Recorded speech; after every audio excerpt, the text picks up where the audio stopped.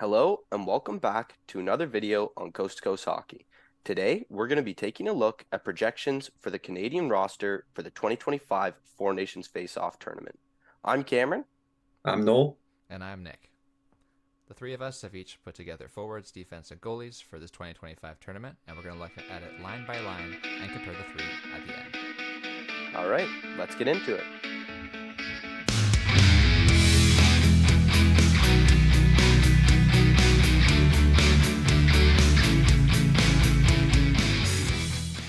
Starting off with our projections for our first forward line. No shocker here. Connor McDavid is the choice for each of us as the number 1C for Team Canada. Maybe not a surprise to a lot of people, but who would have thought it a few years ago? Zach Hyman makes an appearance on each of our first lines as well. Makes sense when you consider this guy is on pace for 53 goals this season and put up 36 last year. Any other notes here about these first lines for you guys? Yeah, Zach Hyman already has that chemistry with McDavid, right? Playing on the same team for the Oilers on the same line with Nugent Hopkins, who did miss out, but just having him makes sense. He's a puck retrieval player that can really complement the star forwards that Canada has on this first line. I included Mitch Marner on mine just because I think his playmaking and his skill is just off the charts. You see it a lot in Toronto playing with Austin Matthews. He can play with those skilled players. And I mentioned chemistry. He has chemistry with Zach Hyman. They also played in the line for a couple years in Toronto. So that's why I thought he'd be a great piece to have on this first line. Yeah, and I picked Sidney Crosby partly because this is one of the biggest tournaments for the end of his career. I believe that being a top player in the NHL still to this day, over a point per game every year of his career, and being alongside McDavid should be a great tool for him. He's also a great battler, and I think him and Hyman being the retrievers and McDavid being the one who creates the space will allow this line to thrive. As for me, my guy in the right wing here is Connor Bedard, obviously playing off of his natural center position, but he's often gone to the wing in other international tournaments like the World Juniors. Guy's just an electric goal scorer, and I would just love to see his chemistry with a playmaker like McDavid and then a puck hound like Zach Hyman, who the way I kind of look at Hyman is for a while he was kind of on this team as a Chris Kunitz type, just a guy who plays really well with McDavid. He's more than that now. He deserves to be on this team with the production he's put out in the past couple of years. Seeing Connor Bedard play with Connor McDavid would actually be really cool. That's Is I just want to see that, and I don't really care about anything else. That would be incredible. Just the two of them setting each other up, a 2-on-1, the power play. Oh, I'd love to see it. Moving on to our second lines. Once again, pretty some similar trends here. Again, you're seeing people who are on each other's first lines and whatnot with Marner, Bedard. Personally, I have Sidney Crosby here. I went for the all Nova Scotia line with Brad Marchand, Sidney Crosby, and Nathan MacKinnon. Crosby and Marchand have that previous international chemistry, and McKinnon and Crosby are quite close as well. So I think that's a great chemistry line there. What about your guys' lines here? Nathan MacKinnon and Braden Point are two like electric skaters in the NHL. Braden Point's one of the most underrated players in the NHL. So, I mean, with all the star forwards that Canada has, you can't really go wrong. I just feel like Braden Point and Nathan MacKinnon would have some great chemistry together. And I haven't even mentioned Connor Bedard, who's on the right wing there, that can just fill the nets with the puck. So I think that'd be a really good second line. Yeah, I have the same case here with Nathan MacKinnon as a second line center. I like his ability to drive play up the middle of the ice, and I think Marner is a perfect complementary piece to this because of his vision and able to pass to him. I think the shooter on this line is Carter Verhaeghe. Carter Verhaeghe is one of the more underrated shots in the league. He's putting up 40 goals nowadays on Florida, and I really think that he is a key piece to this Canada lineup if he can stay consistent and be the guy that's sort of hidden in the corners or in front of the net in the sort of the pockets in the O-zone. I believe that MacKinnon and Marner together can help Verhaeghe succeed and have this line be very cohesive. Yeah, Carter Verhaeghe doesn't really have that name brand recognition of like a star player yet. You have him on the second line, but he plays with some really good players in Florida and is kind of a star, turning into a star player himself. So a bit off the board pick there, but I think it could work. Yeah, there's also just a kind of a common theme starting to show with these lines of a guy who's really good at puck retrieval, a good playmaker, and then a guy who's a bit more of a sniper as well. So that's something I think we're going to see a lot throughout these lines as the wealth of options Canada has allows them to be able to do that. Uh, Moving on to our third lines here. Uh, Again, we're seeing a lot of the same players again. We got Crosby again. We got Bedard, Marchand. For me, I went with Steven Stamkos, Braden Point, and Mitch Marner, the Atlantic division line, if you want to call it that. For me, I'll justify the Stamkos pick because I know a lot of people might not have him on their team right now, but this is a guy who has 23 goals this year in 52 games. He had 34 last year, and he was also robbed of the chance to play in the 2014 Olympics in Sochi. So this is a guy I just really want to see don the maple leaf for the Team Canada and get his shot to win it all with his country. Sometimes when you have international like competitions with all the best players, there might be some conflicts between players wanting more ice time. They think they're better. They think they deserve the first power play, the first line center position. So Crosby's definitely not that person, and that's why I have him on the third line. I think he did really embrace the role of a third line center and could dominate some of the matchups that he gets against other teams. I have Marchand on his wing. They've played together, and I also have Mark Stone as just a kind of a defensive forward who also has insane offensive upside. So, kind of a slower line, but I think they're just hockey IQ is off the charts, and they could really take advantage some other third lines. I agree with that. I can see their positioning definitely making up for the lack of foot speed. On my line, I have Connor Bedard center in his own line. I think the idea of having McDavid, McKinnon, and Bedard as three centers, having their own line and own players to work with, well, the ability to drive up the middle of the ice, I think that's key to my lineup's speed and identity. I have Brad Marchand and Matthew Barzal as key pieces to this line, where Matthew Barzal's speed, along with Connor Bedard, I think that dynamic duo can sort of come to fruition in this lineup. I also think that Brad Marchand will be a key piece to, as we talked about before, with the retrieval players. So I think this is a good combination of different roles and different toolkits that will benefit all three of these guys. Yeah, I think we're really starting to see at this point. It's pretty hard to go wrong with the forwards for Team Canada. Like if you look at Noel's center lineup so far, he's got McDavid, McKinnon, Crosby as his three centers, and big surprise, he hasn't even had Braden Point yet. So it's just the center depth and the depth of forwards is unbelievable. Uh, Speaking of which, moving on to our fourth line here. Uh, oh, uh, Sorry, I guess Braden Point was up on one of your lines on the Yeah, I wing. had My him on the bad. wing. Nick Yeah, Nick my has him bad. Yeah. here playing center. Oh, yeah. Got those two confused. But again, regardless, the center depth is incredible, which is why I'm going to have to justify playing somebody who might not naturally be a center in Travis Konechny at the center on this fourth line. To me, it's just this guy is an electric penalty killer. He leads the league in shorthanded goals right now. And I just love the edge he plays with. And that's really what I'm looking for on this fourth line. So I'm kind of willing to ignore that. And then Sam Reinhart's a guy for me who in years past would have never even sniffed this conversation, but right now he's second in the NHL with goals with 39 and 54 games. You just can't ignore that. And then Mark Stone has captained a team to a Stanley Cup at this point. Now, he's got to be on this team, in my opinion. Yeah, Sam Reinhart's having the choosing the right season to pop off if you really wanted to be included in these international competition. I think he'd be a great fit on a fourth line. He's pretty defensively minded as well as you mentioned those 39 goals. Bo Horvat, I mean, you're going to need people to play the penalty kill. It's kind of not as glamorous as the power play, but he's an excellent centerman, can win a lot of important faceoffs in the defensive zone. And then Carter Verhaeghe, he's really coming into his own on that Florida team and also has some chemistry with Sam Reinhart. So I just thought it would make sense to put them together as wingers in between or on either side of Bo Horvat. And I also kept the penalty kill in consideration in my lineup. I call it a power kill in this sense because of the strength of Team Canada's forwards. I would consider players like Nick Suzuki and Braden Point on my penalty kill. I believe that Nick Suzuki is one of the best individual creators in the National Hockey League, or the most overlooked individual creators. He's on a pretty terrible Montreal team at this point with a lack of star power, and he's sort of carrying the load alongside players like Cole Caulfield, and he's elevating players like Uri Slafkovsky on that top line, which comes surprising considering the talk around Slafkovsky in past years. So I'm looking for Nick Suzuki to be a great player that can play off of everybody else, regardless of their play styles. And then Braden Point being that speed and energy motor, as well as Sam Reinhart, the finisher.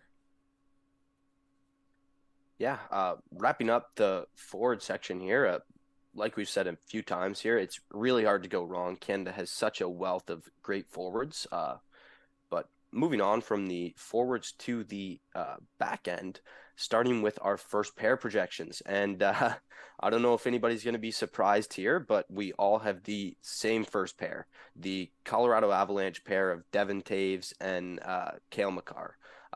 You can't go wrong with this pair. They were instrumental in the Stanley Cup win for the Colorado Avalanche a couple years ago.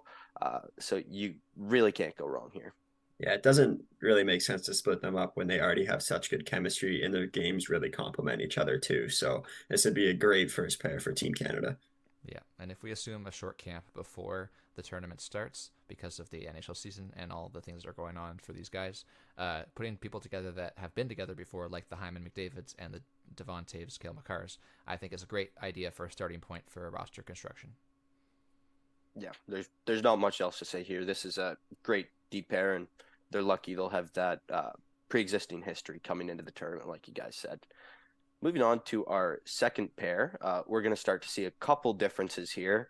Not too many, because, again, Noel and I have the Vegas Golden Knights top two defensemen at their respective side in Shea Theodore and Alex Pietrangelo. It's the exact same story as the Colorado Avalanche pair. This is a team that helped bring a team to a Stanley Cup last season. So to me, it's a no-brainer to include both of these guys on the team. Nick, you went a bit of a different direction with Evan Bouchard on your second pair. Yeah, absolutely. So I consider Alex Pietrangelo to be in sort of a decline as he's aging. And I believe that Shea Theodore and him have both kind of missed each other with injuries in the past. They've sort of they've missed games to play together, and the chemistry is not really there when I witness Vegas Golden Knights games. They're both top defensemen in the NHL, but I don't think I see the cohesion that I would like to see out of a D pairing. They also don't have great underlying numbers, unfortunately. So Shea Theodore is my staple on the second pair, but I like the idea of Evan Bouchard, this young shoot first mentality kind of movement where both him and Theodore will rip the puck a lot from the blue line and be able to play well. I could see Bouchard even being like contesting for that second power play quarterback. I do worry about Bouchard's defensive game a bit. I know he has picked it up this year, definitely, but when you're talking about the best of the best, I just wonder if it'll cut it. And do Shea Theodore and Pietrangelo play together on the same pairing? I don't think they do, like regularly. I wouldn't say regularly. I don't think, no. But they do regardless. Like they're on the same team. They've been around each other. And as Nick mentioned, the short camp, it's really important to have pre-existing chemistry built with these players. And especially on defense too, because like it's so important to know where your partner is at all the time, just understand like his tendencies. And Pietrangelo and Theodore, they are proven winners. Same with Makar and Taves, as we mentioned before. So they've proven they can do it in the NHL, and I think they can prove they can do it in this international competition as well. Yeah, for me as well here, I love size on the blue line personally. I think Vegas really exemplified how important that can be in a playoff run last year. I can't remember off the top of my head, but I'm not sure if they had a defenseman less than 6'2" or something like that. Like they were just a massive, massive group back there. So that's something I also look for. And then, like you said, Noel, with Bouchard, for me, great player, fantastic player on the power play. For me, it's just I don't like the risk of his defensive game when you have Cale Makar, who's going to be on the power play as much as you can put him out there. That's my just thinking with Bouchard, but totally a justifiable player to have on your team here. Again, hard to go wrong. Moving on to our third pairs, and this is where we finally have some actual differences, I'd say, in our thinking here. For me, I went with a guy who kind of has burst on the scene this year, in my opinion, in Travis Sanheim. Again, kind of in the mold of that 6'3", defensively responsible two-way defenseman who has really emerged offensively this year, and that's what pushes him onto this team for me personally with 30 points in 54 games. And then Drew Doughty, it's just the experience and the pedigree with Team Canada. I'm I know he was there in 2014. I think he was at the Olympics in 2010 as well. This is just a guy who's been an absolute warrior throughout his career, plays physical, plays offensive, does everything you want him to do, the ultimate competitor. Yeah, when you think of offensive defenseman, Mackenzie Weegar should be the player that comes to your mind. Yeah, that was a joke, but he is. Is he still leading the NHL defenseman in goals? He had a hat trick not too long ago. And that's kind of just glazing over his defensive game too, which is very strong as well. So this third pair that I have constructed here, Mackenzie Weegar and Noah Dobson, is kind of a complement of each other. You got Noah Dobson, really good puck mover, excellent skater, has a good shot, good offensive upside, and Mackenzie Weegar, who can be a bit more of a shutdown player, block a lot of shots, and play pretty physical. This is what you want for a third pairing D. Yeah, I also want a hard vouch for Mackenzie Weegar. He kept Aaron Ekblad in check in Florida, and ever since he's been gone, there's been a big difference in Ekblad's play. He's not as comfortable. He's probably got a lot less space on the ice because of what Mackenzie Weegar commands. So I think Mackenzie Weegar is an essential piece to Team Canada in both a shutdown role and a shooting role, as we know from his offensive growth over the past couple years. And my key difference between most lineups on Team Canada projections is Brent Burns. Brent Burns is a bit of a wild card, but I would like to explain to you why I have him in my lineup. So first of all, Brent Burns is a shoot-first defenseman. He shoots a lot. He's had a couple 300-shot seasons, which most forwards don't even reach. He's also played forward in the past, so those habits sort of continue as he plays back on D. Yeah, but those seasons were with San Jose. In the most recent, like 2018-19, I believe he had over 300 shots as well. So I think this pairing, the threat of the shot will cause opponents to have to force the blue line more than other pairings. If you see it like a Theodore and a Bouchard, and they're about to take a shot, you're maybe not as worried as guys that are putting up already 15 goals through 50 games with Weegar and a guy who shoots almost 300 times a year in Burns. So I like the idea of this high-powered, high-risk, high-reward lineup, especially with defensively conscious forward lines that might be alongside this third pair. Yeah, I was gonna add in there too. In a pinch, like you said, he can move up to the wing if he needs to as well. So that's an added bonus there too. And I just because I don't have Uyghur on my team, don't get me wrong, he's a fantastic defenseman, definitely one of the best Canadian defensemen out there. He's probably my 8th or 9th defenseman. I just preferred Travis Sanheim here, partially because of the size. And again, these are all great two-way puck moving defensemen who are defensively responsible and really electric offensively. So again, we've said it a million times, it's pretty hard to go wrong. It really comes down to opinion. Moving on to our goaltenders, I'd say this is where it gets a little bit spicy for Team Canada. Hey, it's all been flowers and honey up until this point, and now it's not looking good. Where this is not Canada's strong suit anymore. Gone are the days of Martin Brodeur, Roberto Luongo, and Carey Price, and in are the days of Adin Hill, it looks like, eh? Yeah, Adin Hill's really emerged onto the scene. Like, who would have thought this a couple of years ago that we'd be projecting Adin Hill as the starter for Team Canada in international best on best competition? But he's at least recently proven that he can do it. He took the Vegas Golden Knights to the Stanley Cup. They ultimately won it, and this season he's continued his amazing play. Even he was injured for a bit and has come back and has looked no worse for wear, proving that he's mentally strong as well. And having a goalie that's able to do it in like the short bursts, like the short tournament, is going to be really important for this short tournament. So Adin Hill is the best option for Canada in that. Yeah, I totally agree with Adin Hill. He's had a long journey to get here, working up through Arizona and San Jose in sort of weaker systems, you could call it, and now being able to be part of a Vegas Golden Knights team. He has proven his worth and also proven to be consistent, which is hard to do sometimes when you're a goaltender in the National Hockey League.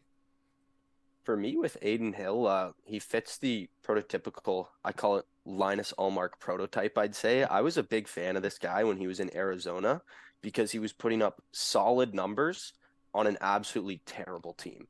And as a goalie, that's an incredibly impressive thing to do. It didn't really click for him in San Jose, unfortunately, but Vegas went out and took a low risk, high reward bet on him last season. And look at how it turned out. He's got a Stanley Cup ring. This is a guy who has a 933 in 20 games this year, which is first in the NHL. He put up a 922 in 9 playoff games last year en route to that Stanley Cup. And this is also a guy with previous Team Canada pedigree, as he won the gold with Canada at the 2021 World Championship.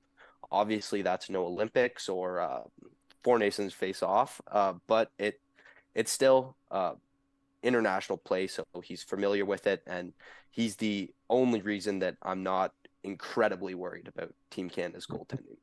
Yeah, you were referencing Allmark on his dog days in Buffalo there when he was doing really well on a Exactly, terrible Sabres team. exactly, Looking at exactly. the backups here, I have Connor Ingram, which may be a bit of surprise, and this is I'm kind of taking on a bet. Like it's all gonna come down to how his play is leading up to the tournament. Right now, he's been doing really well on a decent Arizona team that's kind of fallen off a bit here, but he's still continued to do pretty well. And as we're making this video, he's currently injured. So we referenced how Aiden Hill was able to maintain that consistency and come back very strong after the injury. It'll be interesting to see how Connor Ingram does after coming back from this injury. Yeah, and as you can see in my backup, I have Joel Hofer, which may be a surprise to many because it's definitely not one of the name brand goalies that you think of when you think of Canadians available to choose. But I have some reasons for that. So let's look back to 2020, where he played in the World Juniors for Team Canada. Not every year is a guaranteed gold medal for Team Canada, despite what some people may think. But he did go 5-0-0 with a 1.3 goals against and a 946 save percentage en route to a gold medal that year. In the 2023 World Championships, he played 2 games, put up 146 goals against and a 925 save percentage. And this year, in his rookie NHL year, basically, he's 3-1-1 with a 322 and 905. And you may think, wow, those don't sound very good. League average is 905, and so he's just an average goalie, right? But let's take a look at St. Louis. St. Louis is 30th in the league in expected goals at 44%. They're also 30th in the league in shot attempts, which is Corsi, 45%. They're also 30th in the league in unblocked shot attempts percentage at 45% as well. So only Chicago and San Jose are worse than St. Louis in shot generation and shot prevention this year. So I think that takes into account how well Joe Hofer has played to be 3-1-1 with about league average save percentage. I expect him to grow, while some goalies may get worse. So I think Joel Hofer, with the pedigree of winning 2 gold medals at his past 2 opportunities to win gold medals, plus the idea of playing on a pretty terrible St. Louis team, bodes well for him in the future. In a year's time, I think he can be part of this team, as well as the potential that GM Doug Armstrong of the St. Louis Blues might be the GM of Team Canada. Nick, why would you not have Binnington then? Another That's Canadian St. Louis goalie. I was Like pretty surprised. Yeah, Yeah, I was looking into the same thing, and Bennington's inconsistencies over time have worried me. I think Joel Hofer has a higher ceiling in the future. If you look back to the past 3 years of Bennington, this year he's 6th in goals saved above expected goals, 12.5 goals saved above expected. Last year he was 69th behind Thomas Greiss with negative 9.2, and the year before that, 56th behind Ville Husso with negative 8.2. So just this year specifically, he has gone all the way from basically being like a replacement level goaltender to a star. So I am worried for next year. And as people know, the off-ice stuff and the sort of the edge that he plays with might be a factor to sort of evade his focus. So I'm curious to see what happens with him. But I do believe strongly in Joel Hofer, and I do think Joel Hofer just hasn't gotten the opportunity to play for a Team Canada now in the NHL sphere. And if he plays fine for St. Louis, I'd like to see him as the backup, considering the starter will play pretty much every game. that's yeah. fair. I'm definitely a guy who, coming into the season, thought Hofer was going to take over the starting job from Binnington. Personally, I thought that. I think maybe the point is here, whoever's the starter for St. Louis is going to end up being there because Doug Armstrong's going to be the GM. So I think the main trend with our 3 backup goaltenders is you have to project out. There's not anybody who is running away with this right now with Hofer, Ingram, or my pick, Stuart Skinner. It's really going to depend on how they play next year, not so much this year. So all we can do is base it on what we've seen so far. Regardless, there's definitely a bit of projecting here. That's what we're doing.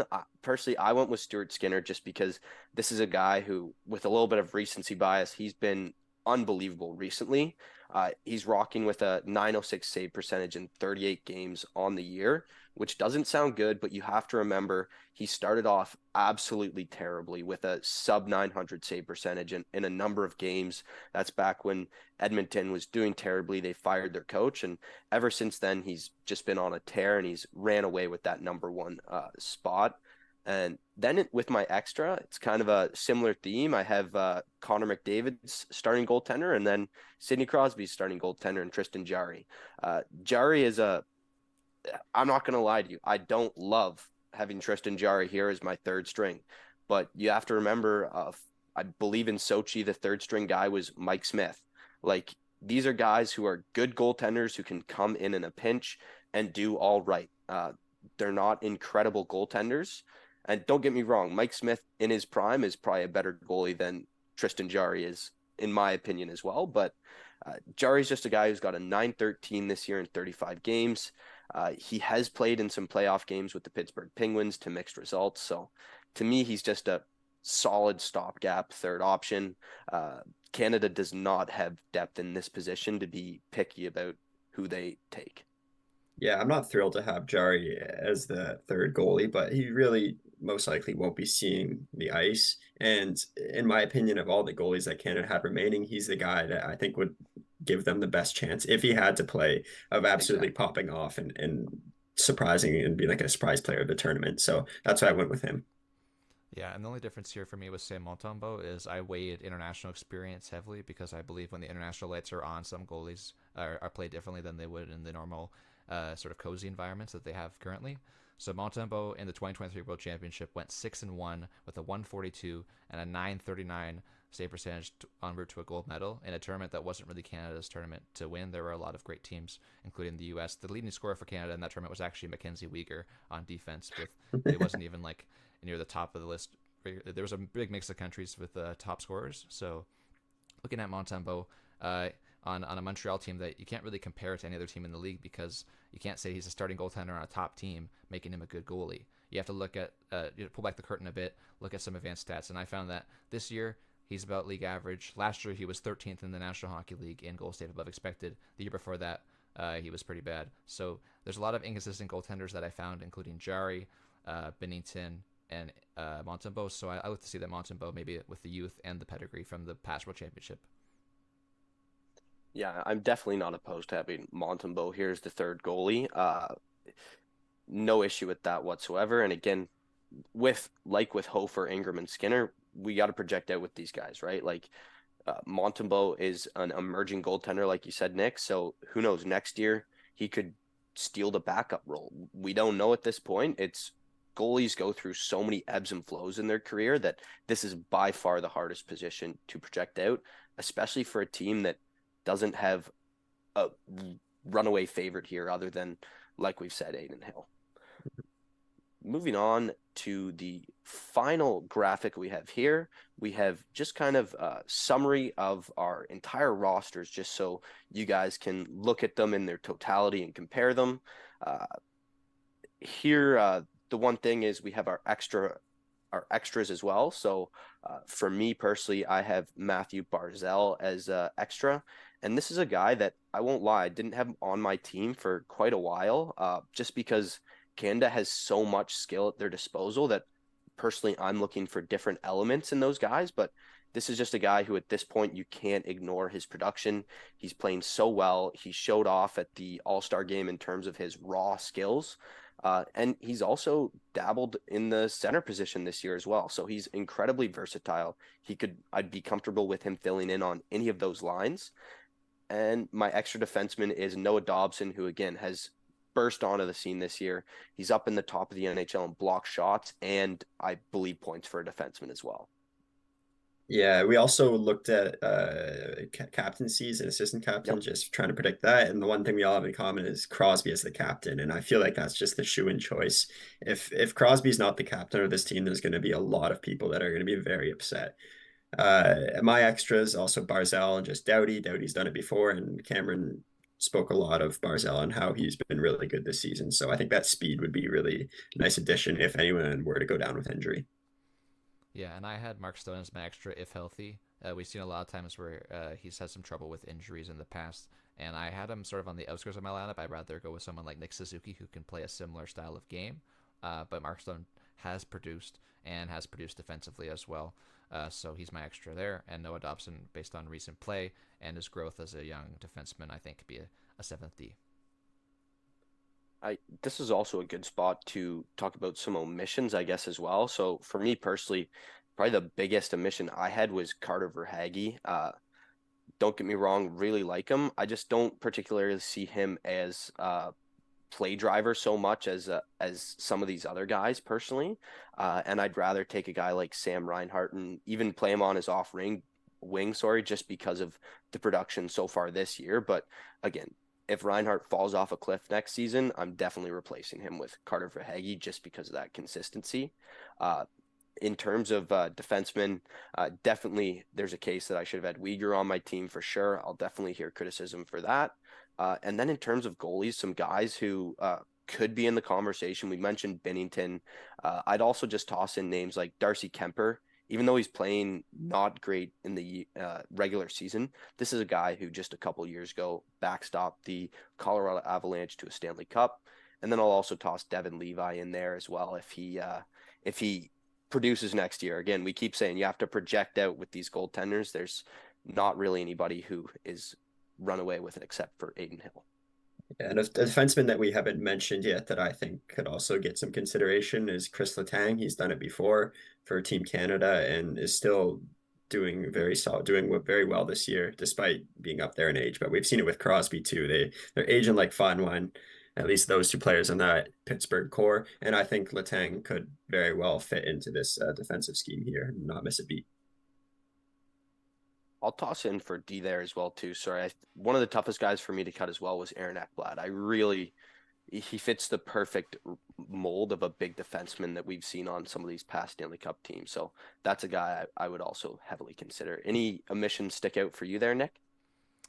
Not terribly. I was pretty proud of my lineup and pretty confident that this lineup would be. It's got a good mix of toolkits. Like I picked every line specifically to match a shooter, a playmaker, and another option on skill. Primarily, I'm not looking to fight anybody. I'm not looking to really like grind anybody on the PK. I'm really just looking to have 4 straight lines of speed and skill and all this finesse that makes Team Canada so special compared to other countries.